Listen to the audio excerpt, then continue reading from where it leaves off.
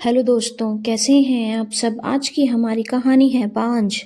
Report को हाथ में लिए काफ़ी देर तक बिना किसी विचार के आशा खड़ी रही।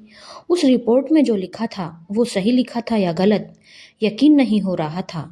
तभी डॉक्टर की आवाज़ से आशा की तंद्रा टूटी और आशा वर्तमान में लौटी।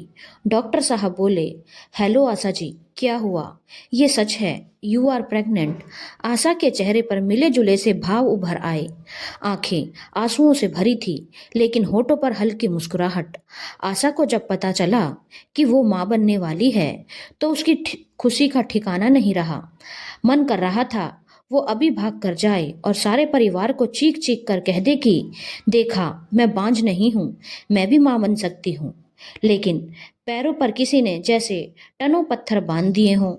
और क्यों वो उन लोगों के पास जाए जिन्होंने हर पल सिर्फ उसे दुत्कारा ही है। कभी उसे अपने बेटे की सबसे बड़ी गलती कहा, तो कभी उसके चरित्र और मातृत्व पर सवाल उठाए।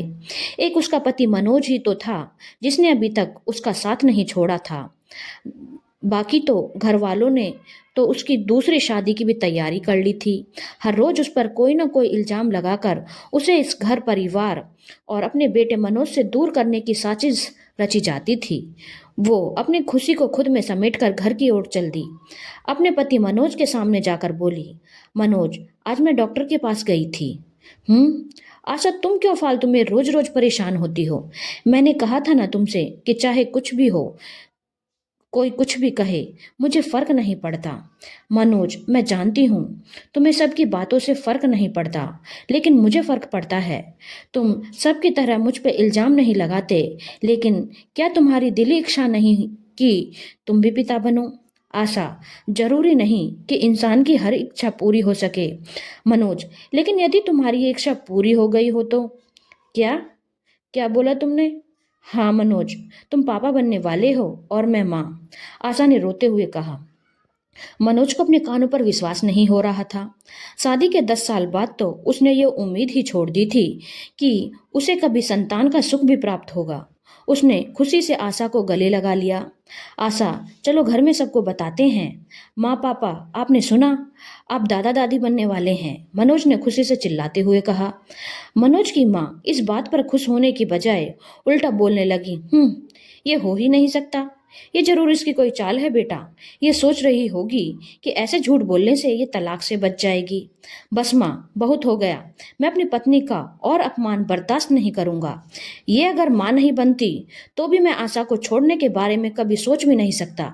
यदि आप इस वक्त भी आशा को उल्टा सीधा बोलने से बाज नहीं आई तो मैं अपनी पत्नी को यहाँ से दूर ले जाऊंगा। इतने सालों तक इसने जो मानसिक तनाव सहा है, मैं इसे और नहीं सहने दूंगा।